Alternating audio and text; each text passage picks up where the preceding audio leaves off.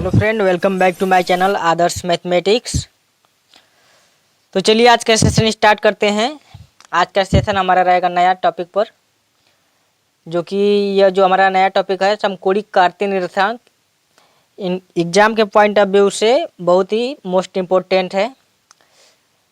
जो भी आज हम इस लेक्चर में बताएंगे फार्मूला, उस फार्मूले पर बेस जो भी क्वेश्चन होगा, ये पूरा बहुत ही मोस्ट इम्पोर्टेंट क्वेश्चन रहेगा आज का सेशन। तो चलिए स्टार्ट करते हैं। देखिए, जैसा कि आपको स्क्रीन पर दिख रहा होगा, समकोणिक कार्तीय निर्देशांक पॉलिटेक्निक 2023 के लिए है। इसी को इंग्लिश में क्या बोलते हैं? Rectangular Cartesian coordinate. जैसा कि आपको यहाँ पर और दिख रहा होगा, most important question and formula, theory plus concept part, ये भी है। उसके बाद ये किसके लिए है? For all polytechnic board and all students के लिए। तो चलिए सेशन को देरी न करते हुए सेशन को स्टार्ट करते हैं। सबसे पहले हम देखेंगे समकोणिक कार्तीय निर्देशांक क्या होता है। तो चलिए यहाँ पर हम थोड़ा कुछ हेडिंग बनाते हैं, उसके बाद से स्टार्ट करते हैं। हेडिंग रहेगा हमारा समकोणिक कार्तीय निर्देशांक। ये हमारा होता क्या है, इसको देखेंगे। समकोणीय कार्तीय निर्देशांक। चलिए तो इसके बारे में देखते हैं, हमारा समकोणिक कार्तीय निर्देशांक क्या होता है। तो देखिए, जो भी है इसका क्या होता है? रेखाएं। देखिए, रेखाओं एक्स अक्ष तथा वाई अक्ष को हम क्या बोलते हैं? निर्देशांक अक्ष बोलते हैं। ठीक है, इसको हम क्या बोलते हैं? निर्देशांक अक्ष।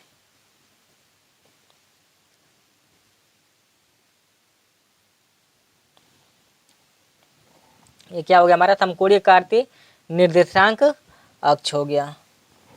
क्या बोलते हैं? एक जब रेखाएं हमारे एक्स अक्ष तथा वाई अक्ष जब दो भी मिले, उसको क्या बोलते हैं हम? एक्स अक्ष तथा वाई अक्ष दोनों को क्या बोलते हैं? निर्देशांक अक्ष बोलते हैं। और देखिए, इसके आगे कुछ और देखते हैं। ये क्या होता है? ये दोनों अक्ष, देखिए ये स्क्रीन पर दिख रहा होगा, ये दोनों अक्ष हमारे क्या कहलाते हैं? ये दोनों अक्ष एक दूसरे के क्या होते हैं? समकोणिक होते हैं।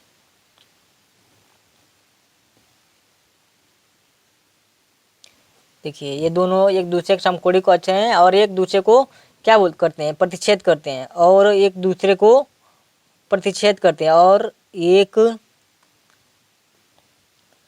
दूसरे को प्रतिच्छेद करते हैं।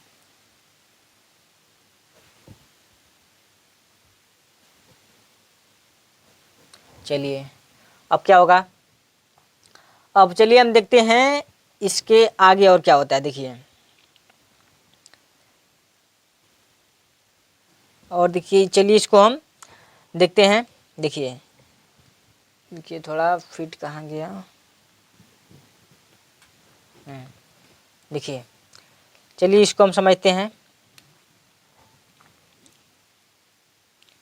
मान लीजिए आपको ये अक्ष मिल गया, इसको हम कौन सा अक्ष बोलते हैं? इसको बोलते हैं हम एक्स अक्ष, और इसको बोलते हैं वाई अक्ष। देखिए, इसको हम बोलते हैं वाई अक्ष, यानी कि वाई, और इसको क्या बोलते हैं हम? एक्स अक्ष। ठीक है, अब इसको हम निर्देशाते कैसे? देखिए, इसको लिख देंगे वाई अक्ष, ये हमारा हो गया एक्स अक्ष। चलिए और इसके आगे देखते हैं। इसको हम क्या बोलते हैं? इसको बोलते हैं प्रथम चतुर्थांश। प्रथम चतुर्थांश, ये हमारा प्रथम चतुर्थांश है, यानी कि फर्स्ट कोऑर्डिनेट। उसके बाद इसको क्या बोलते हैं? इसको हम बोलते हैं द्वितीय चतुर्थांश। द्वितीय चतुर्थांश यानी कि सेकेंड कोऑर्डिनेट। इसको बोलते हैं हम तृतीय चतुर्थांश। तृतीय चतुर्थांश यानी कि थर्ड कोऑर्डिनेट। और ये जो लास्ट है, इसको बोलते हैं हम चतुर्थ चतुर्थांश। आई होप आपको समकोणिक कार्तीय निर्देशांक समझ में आ गया, और ये चतुर्थांश जो बता रहे हैं ये भी आपको समझ में आ रहा होगा। अब चलिए चलते हैं, इस पर हम देखते हैं किस प्रकार से प्रश्न को पूछा जाता है। चलिए देखते हैं। सबसे पहले प्रश्न बताने से पहले यहाँ देखिए इसको क्या बोलते हैं, इसमें क्या होता है। चलिए अब इसको हम साइन, यहाँ पर साइन को डिफाइन करते हैं। ये हमारा होता है, इसमें क्या क्या हो, इसमें आल पाई टी होता है। इसमें क्या होता है, ये हमारा होता है, इसमें होता है हमारा माइनस और प्लस होता है। ये कैसे आता है अभी बता रहे हैं, 2 मिनट थोड़ा सेशन में इंतजार करिए, सब समझ में आ जाएगा। इसमें होता है हमारा माइनस कामा माइनस, इसमें माइनस कामा माइनस होता है। इसमें क्या होता है हमारा, इसमें होता है हमारा प्लस कामा माइनस। अब कैसे इसको डिफाइन करेंगे, देखिए कैसे डिफाइन करेंगे। सबसे पहले हम, और इसको क्या बोलते हैं, इसको बोलते हैं हम ओरिजिन पॉइंट, यानी कि इसको मूल बिंदु बोलते हैं। मूल बिंदु हमारा क्या क्या होता है, 0 कामा 0, इसको हम ओरिजिन पॉइंट बोलते हैं। देखिए जब हम ओरिजिन से एक शख्स यानी कि इधर जब पाई2 साइड चलते हैं तो इधर को पहले पाई2 हो जाएगा, इसके जब ऊपर जाएंगे तो ये भी पाई2 हो जाएगा। अब देखिए ओरिजिन से जब हम लेफ्ट राइट में चलेंगे, लेफ्ट साइड में जब लेफ्ट साइड में जाते हैं तो हमारा क्या होता है, इधर माइनस होता जाता है। और देखिए जब हम ओरिजिन से डाउन साइड में जैसे जैसे जाएंगे वैसे हमारा क्या होगा, निगेटिव होता जाएगा। तो सबसे पहले क्या लिखते हैं, हमारे एक्स का वाई होता है, ये पॉइंट क्या क्या होता है, एक्स का वाई ये होता है। अब देखिए जब इसको हम इसमें प्लस प्लस कैसे जाएगा, सबसे पहले हम एक्स लेंगे तो एक्स हमारा क्या है, पाई2 है, ऊपर भी जा रहे हैं इधर एक्स और वाई में, जब ऊपर इधर जा रहे हैं इधर क्या हो जाएगा हमारा पाई2 पाई2। अब इसको क्या करेंगे, इसमें हम देख रहे हैं वाई को ऊपर जा रहे हैं तो वाई तो हमारा पाई2 है। उसके बाद से हम देखिए एक्स जो है, हम यहाँ से ओरिजिन पॉइंट से लेफ्ट साइड में जा रहे हैं तो क्या हो जाए, निगेटिव हो जा रहा है। तो इसलिए हम क्या लिखे हैं, माइनस प्लस, यानी कि सबसे पहले क्या लिखते हैं, एक्स लिखते हैं तो एक्स हमारा माइनस है, तो माइनस जब ऊपर जाए तो क्या हो जाएगा, वाई हमारा पाई2 की ओर जा रहा है तो पाई2 हो जाएगा। आई होप आपको समझ में आ रहा है। इसको इसमें क्या कैसे माइनस हो गया, माइनस माइनस सब हो गया कैसे। सबसे पहले हम एक्स का वाई लिखते हैं तो हमारे देख रहे हैं एक्स जो पॉइंट है, हम ओरिजिन से लेफ्ट साइड में जा रहे हैं तो जब लेफ्ट साइड में जाते हैं तो क्या माइनस होता है, तो ये माइनस हो गया। इसको ओरिजिन से जब डाउन साइड में जाएंगे तो क्या हो जाएगा, ये भी माइनस हो रहा है तो यहाँ पर माइनस हो जाएगा। इसी तरह चतुर्थांश भी हो जाएगा। आई होप आपको चतुर्थांश कब समझ आ गया, साइन भी समझ में आ गया, और क्या क्या चतुर्थांश होता है आपको ये भी समझ में आ गया। आप चलिए चलते हैं, देखते हैं इस पर किस तरह क्वेश्चन पूछा गया है। देखिए जो क्वेश्चन बताने जा रहे हैं ये हमारा 2010 में पूछा हुआ है। तो चलिए क्वेश्चन को लिखते हैं, उसके बाद से इसको सॉल्व कराते हैं। देखिए आप तो क्वेश्चन को देखते ही सॉल्व कर देंगे क्योंकि आपको चतुर्थांश समझ में आ गया। देखिए क्वेश्चन पूछा हुआ है, वह चतुर्थांश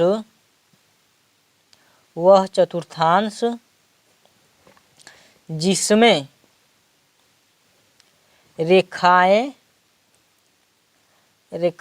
x इक्वल टू -4 तथा y इक्वल टू -3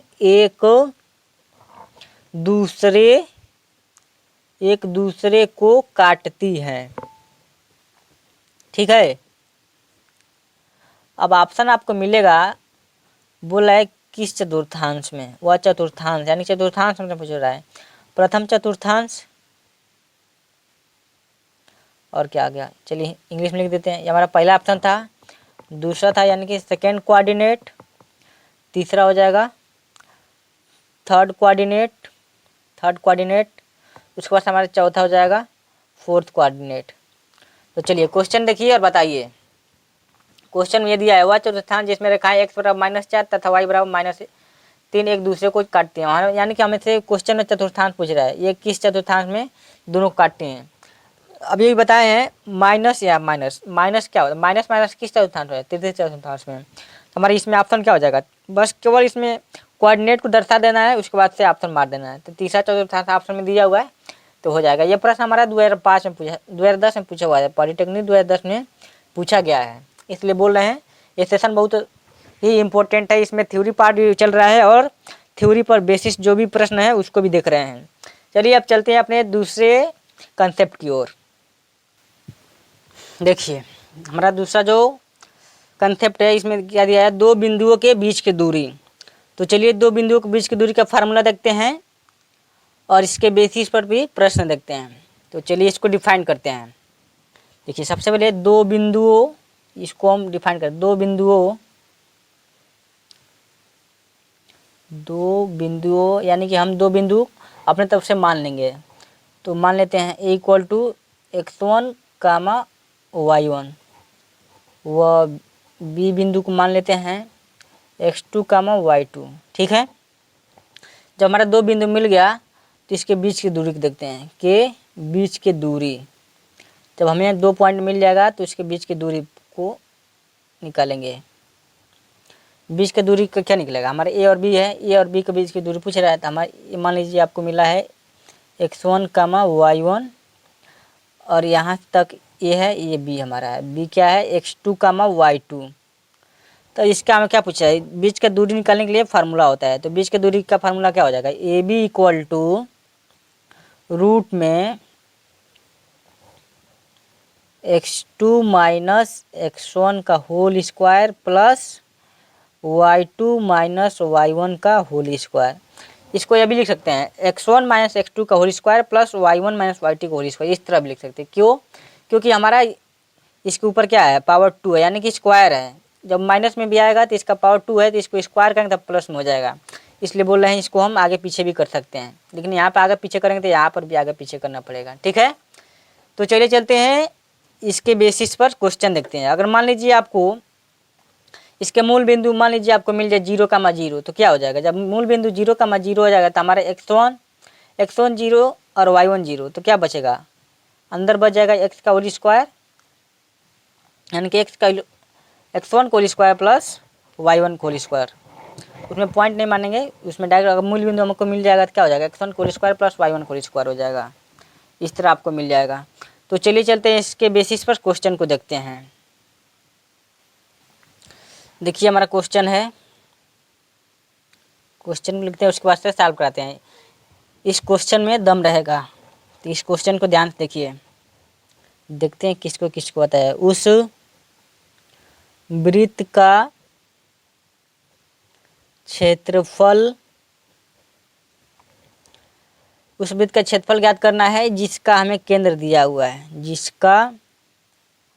जिसका केंद्र हमें दिया हुआ है। केंद्र क्या क्या है, 1,2 है।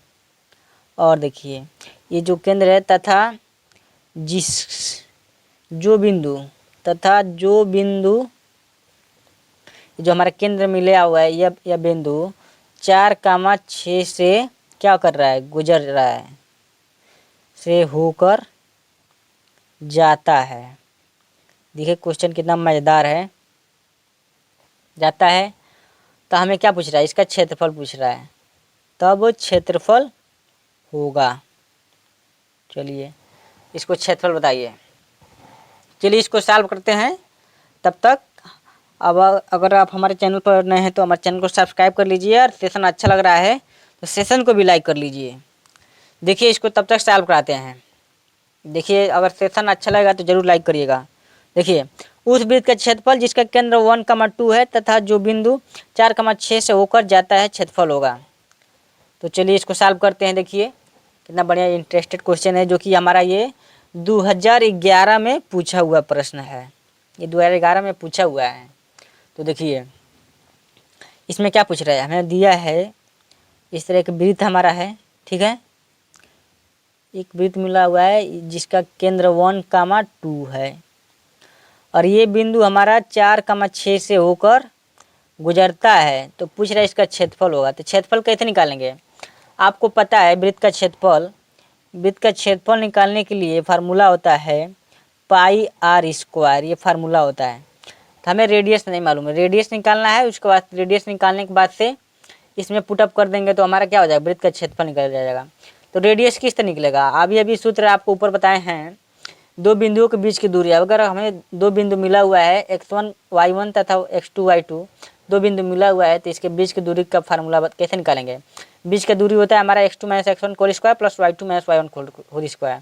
इसी सूत्र से हम इसका रेडियस निकाल देंगे, यानी कि बीच का दूरी जब निकाल लेंगे तो रेडियस हमें पता चल जाएगा। रेडियस जैसे ही पता चलेगा इस फार्मूला में पुटअप कर देंगे तो हमारा वृत्त का क्षेत्रफल निकल जाएगा। तो चलिए इस वृत्त का हम रेडियस निकालते हैं। रेडियस निकालने के लिए क्या करेंगे, यानी कि r इक्वल टू क्या हो जाएगा, रूट में बीच की दूरी से फार्मूला लगाएंगे x2 माइनस x1 का whole square plus y2 minus y1 का होल स्क्वायर। ये तो हमारा फार्मूला होता है, इस फार्मूला से रेडियस निकाल देंगे। तो चलिए x2 क्या है, ये हमारा x1 कामा y1, ये x2 कामा y2। तो x2 हमारा 4 है, अब माइनस x1 हमारा 1 है, तो इसका होल स्क्वायर प्लस हमारा y2 क्या है 6 माइनस y1 2 है, तो इसका होल स्क्वायर, उसके बाद क्या हो जाएगा, ये हो जाएगा 4 में से 1 घटेगा तो 3, 3 का होल स्क्वायर 3 3 का 9 अब प्लस 6 में से 2 घटाएंगे 4 होगा, 4 का स्क्वायर 16, उसके बाद से क्या हो जाएगा 16 9 25 हो गया। जब इसका वर्गमूल लेंगे तो 5 हो जाएगा। रेडियस हमें पता चल गया, रेडियस हो गया हमारा 5। जैसे ही रेडियस हमें पता चला, अब वृत्त का क्षेत्रफल होता है पाई आर स्क्वायर, तो पाई, उसके बाद से इसका रेडियस का निकाले 5 निकाले है ना, तो 5 का होल स्क्वायर, तो क्या हो जाएगा 5 5 25 25 पाई हो जाएगा। तो हमारा ये आंसर हो जाएगा। ठीक है, चलिए ये तो हमारा हुआ समाप्त। क्वेश्चन को एक बार और देख लीजिए, इस क्वेश्चन को बार बार रिपीट करके लगाइए, इसी प्रकार के क्वेश्चन भी इस बार भी आने वाला है। तो चलिए अब चलते हैं अपने अगले पॉइंट की ओर। तो चलिए हम विभाजन सूत्र को देखते हैं। देखिए विभाजन सूत्र में क्या क्या होता है, चलिए इसका थोड़ा सा कुछ डिफिनेशन लिखवा करके इसका फार्मूला बताते हैं। देखिए कैसे आता है विभाजन सूत्र का फार्मूला, इसको थोड़ा डिराइव करते हैं। देखिए मान लीजिए, माना हमारे पास पॉइंट है, ये जो बिंदु है x1 कामा y1 बिंदु है, तथा एक और बिंदु है जो b है, b क्या है x2 कामा y2, ये हमारे दो बिंदु है। ठीक है, इन दो बिंदु को मिलाने वाली जो रेखाखंड है, इन दो बिंदु को मिलाने वाली रेखाखंड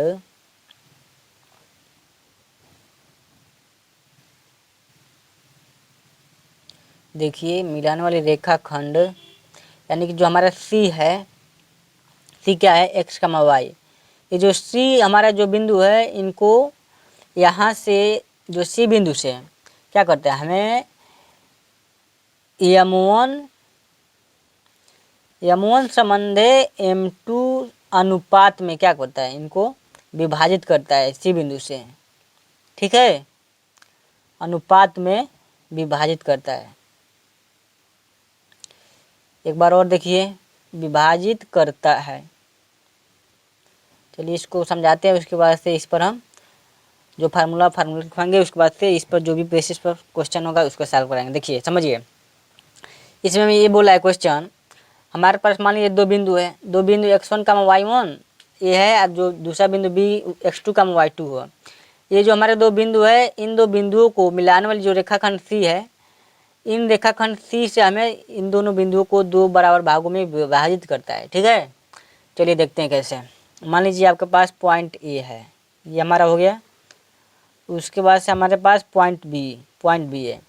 इन दो बिंदुओं को जो हमारा रेखाखंड C है, यहाँ देखिए जो C है x कामा y, यहाँ से दो बराबर भागों में क्या कर रहा है, विभाजित कर रहा है, अनुपातित कर रहा है।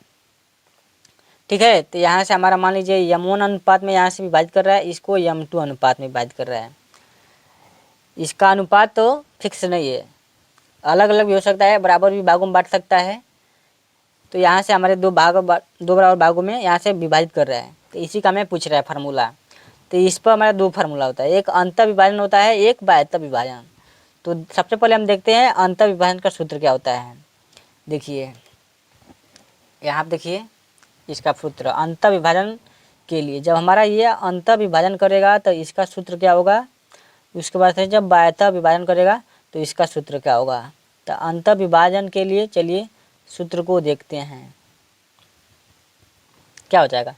यहाँ से जब अंतर विभाजन करेगा तो x इक्वल टू ये हो जाएगा M1 x2 प्लस, देखिए M1 ये जो बिंदु है इसको भी लिख लीजिए, यहाँ पर x1 कामा y1 ये जो बिंदु है x2 कामा y2। देखिए क्या होता है, M1 x2 plus M2 x1 त्रिय गुणा करते हैं M2 x1। अब पान में क्या करते हैं, दोनों अनुपातों को जोड़ लेते हैं, M1 प्लस M2। चलिए ये हो गया, ये तो x के लिए है, लेकिन हमारा क्या y के लिए क्या हो जाएगा, y के लिए हो जाएगा M2 y1 त्रिय गुणा करेंगे क्रस, यहाँ से M2 y1 plus M1 y2 हो जाएगा, यहाँ से M1 y2। आई होप आपको ये समझ में आ रहा है। उसके बाद से दोनों अनुपातों को हम जोड़ लेते हैं, ये हमारा क्रॉस मल्टीप्लाई करने से आ जाता है। देखिए एक बार और देखिए, जब हमें x बिंदु के लिए निकालना पड़ेगा क्या करेंगे, M1 x2 प्लस m2x1 इसमें गुणा करेंगे, उसके बाद से y के निकालेंगे तो क्या करेंगे m2y1 यहाँ हो गया प्लस m1y2 अपान में दोनों अनुपातों को जोड़ लेते हैं। तो ये तो हो गया हमारा अंतर विभाजन के लिए सूत्र। अब चलिए चलते हैं बाह्यतः विभाजन सूत्र के लिए। तो देखिए यहाँ पे लिखेंगे हमारा जो दूसरा पॉइंट है बाह्यतः विभाजन के लिए, बाह्यतः विभाजन के लिए, बाह्यतः विभाजन के सूत्र के लिए क्या हो जाएगा, देखिए जब भी हमारा बाह्यतः विभाजन के लिए निकालेंगे यहाँ पर जो प्लस है ये क्या हो जाएगा माइनस हो जाएगा, सूत्र सेम रहेगा। ठीक है, तो क्या हो जाएगा x equal to m1x2 minus m2x1 upon में m1 प्लस m2 ये होता है। ये तो x के लिए, उसके बाद से y के लिए क्या हो जाएगा m2y1 प्लस m1y2 अपान में m1 प्लस m2 ये हो गया। अरे भाई माइनस होगा ना, माइनस होगा, बाह्यतः विभाजन के लिए माइनस होता है, ध्यान में रखिए नहीं तो गलत हो जाएगा। ये हो गया। आई होप आपको विभाजन सूत्र भी समझ में आ गया। तो चलिए चलते हैं इसी के बेस पर प्रश्न को देखते हैं। प्रश्न को भी ध्यान से देखिए, सूत्र तो याद करना ही करना है लेकिन प्रश्न को भी देखना है, क्योंकि तब प्रश्न को देखेंगे तभी समझ में आएगा कि इस सूत्र पर कैसे सवाल आता है। तो चलिए इस सूत्र पर सवाल को समझाते हैं। चलिए इसको सॉल्व करते हैं। प्रश्न आपके स्क्रीन पर दिख रहा होगा, देखिए इस बेस पर क्या होता है फार्मूला सूत्र यानी कि प्रश्न को देखेंगे। प्रश्न दिया है बिंदु 2,3 तथा 5,-3 को मिलाने वाले रेखाखंड को एक संबंधित 2 के अनुपात में विभाजित करता है। तो हमें निर्देशांक पूछ रहा है, किसका निर्देशांक पूछ रहा है, यानी चलिए इसको सॉल्व करते हैं। इसमें दिया है देखिए हमारे ए पॉइंट दिया है 2,3, उसके बाद हमारा जो बी पॉइंट दिया है, बी पॉइंट क्या दिया है 5,-3, और यहाँ से जो हमारा सी होता है x, y यही पॉइंट पूछ रहा है। यहाँ से कितने पॉइंट में विभाजित कर रहा है, एक संबंध 2 का अनुपात में, एक संबंध 2 का अनुपात में विभाजित कर रहा है। तो हमें इसका निर्देशांक पूछ रहा है x, y क्या होगा। तो चलिए इसको निकालते हैं। इसको निकालेंगे हम अंतः विभाजन फार्मूला से। यहाँ से लिखा भी होगा, क्वेश्चन में नहीं लिखे हैं क्या, यानी कि हाँ एक संबंध 2 के अनुपात में अंतः विभाजित करता है, अंतः विभाजित करता है। सूत्र में आप क्वेश्चन में आपको लिखा रहेगा अंतः विभाजित करता है। तो यानी कि अंतः विभाजन करता है, तो इसका सूत्र अभी आपको लिखवाए हैं। अंतः विभाजन के लिए क्या सूत्र होता है, देखिए अंतः विभाजन के लिए सूत्र अभी लिखवाए हैं। अंतः विभाजन के लिए क्या होता है, x के लिए क्या होता है, देखिए x इक्वल टू क्या हो जाएगा m1x2 प्लस m2x1 अपान में, यहाँ देखिए m1 प्लस m2। उसके बाद से हमारा y के लिए क्या आ जाएगा, y इक्वल टू हो जाएगा m2y1 plus m2y1 plus m1y2 ये होता है अपान में m1 प्लस m2 को जोड़ लेंगे। चलिए निकालते हैं। तो x बराबर क्या हो जाएगा, m1 हमारा क्या आ जाएगा, इसको m1 को m1 मान लेंगे तो m1x2 यानी कि m1x2 में जब गुणा करेंगे तो x2 तो ये है ना, तो 5 के गुणा 1 में करेंगे। तो चलिए या m1 गुणा x2 क्या है, x2 हमारा है 5 यहाँ पर 5 प्लस m2 क्या है हमारा 2 है, तो m2 2 इंटू x1 क्या है हमारे x1 2 है ना यहाँ पर 2। उसके बाद दोनों अनुपातों को जोड़ लेते हैं, 2 1 क्या हो जाएगा 3, यानी कि 1 + 2 कामा y इक्वल टू m2 हमारा है 2 इंटू y1 क्या है, y1 हमारा 3 है प्लस m1 1 गुणे y2 क्या है हमारा -2 है -3 है। उसके बाद से दोनों अनुपातों जोड़ लेते हैं 1 + 2 ये हो गया। अब क्या हो जाएगा x इक्वल टू 5 के 5 2 दूनी 4 5 4 9 बट्टे में 2 1 3 ये हो गया x, और y इक्वल टू 3 दूनी 6 और -3 क्या हो जाएगा, यानी कि -3 अपान में 3। तो इसको काट लेंगे, x इक्वल टू हो जाएगा 3 3 9। अरे भाई नहीं दिख रहा है क्या, यहाँ देखिए 3 3 9। इसको देख लीजिए एक बार समझ लीजिए, 5 के 5 2 दूनी 4 5 4 9 बट्टे 3। उसके बाद तो y इक्वल टू 3 दूनी 6 और यहाँ से -3 के गुणे 1 करेंगे -3, यानी 6 में से जब -3 करेंगे तो क्या हो जाएगा -3 नहीं 6 में से 3 को घटाएंगे क्या हो जाएगा 3 हो जाएगा। उसके बाद से 1 + 2 3 हो जाएगा। उसके बाद से 9 को 3 से काटेंगे तो 3 बार में, और y इक्वल टू क्या हो जाएगा 3 से 3 काटेंगे तो 1 बार में, तो y इक्वल टू 1। तो हमें इसी का निर्देशांक पूछ रहा था, एक्स और वाई का मान। तो एक्स का मान 3 और वाई का मान 1। तो यहाँ क्या रख देंगे, सी इक्वल टू एक्स कमा वाई, इसी का निर्देशांक पूछ रहा है। आई होप आपको ये क्वेश्चन समझ में आ गया। तो चलिए अब चलते हैं अपने अगले पॉइंट की ओर।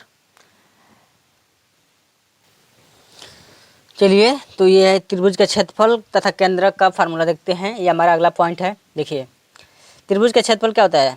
सबसे पहले हम 3 बिंदु मानेंगे। माना त्रिभुज ABC के निर्देशांक a इक्वल टू x1 कमा y1, b equal to x2 कमा y2 तथा c इक्वल टू x3 कमा y3 है। तब त्रिभुज का क्षेत्रफल हमारा क्या हो जाएगा। तब त्रिभुज का क्षेत्रफल हमारा ये हो जाएगा 1/2 x1 y2 minus y3 plus x2 y3 minus y1 plus x3 y1 minus y2। ये हमारा त्रिभुज क्षेत्रफल का फार्मूला होता है। उसके बाद देखते हैं केंद्रक का निर्देशांक के लिए क्या फार्मूला है। केंद्रक का निर्देशांक जब निकालेंगे तो उसका फार्मूला हो जाएगा x1 plus x2 plus x3/3 plus y1 plus y2 plus y3/3। ये हमारा केंद्रक का निर्देशांक के लिए फार्मूला होता है। तो चलिए चलते हैं, इसके बेसिस पर क्वेश्चन को सॉल्व करते हैं।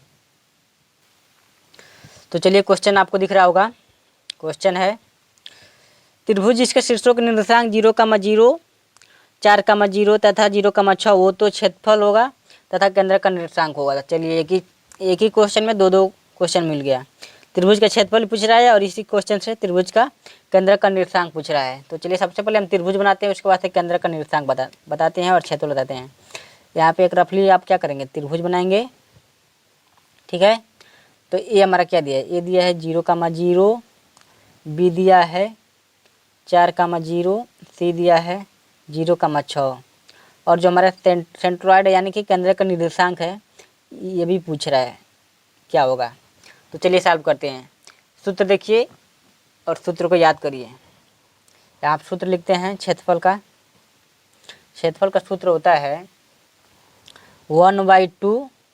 चलिए, यहाँ पे स्क्रीन देखिए, 1/2 x1 y2 minus y3 plus x2 y3 minus y1 plus x3 y1 minus y2। ये तो हमारा होता है सूत्र।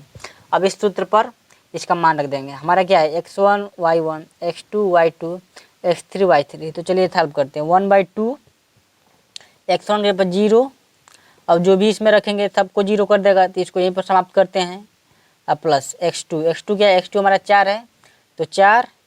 उसके बाद y3 क्या है, y3 हमारा है, यहाँ देखो y3 6 माइनस y1 हमारा फिर से 0 आ गया तो 0। उसके बाद से प्लस x3 क्या है, x3 तो हमारा ये है, x3 हमारा 0। x3 जब 0 रखेंगे और इसमें y1 और y2 को मान रखेंगे तो सबको क्या कर देगा, 0 कर देगा। तो इसको यहीं पे छोड़ते हैं।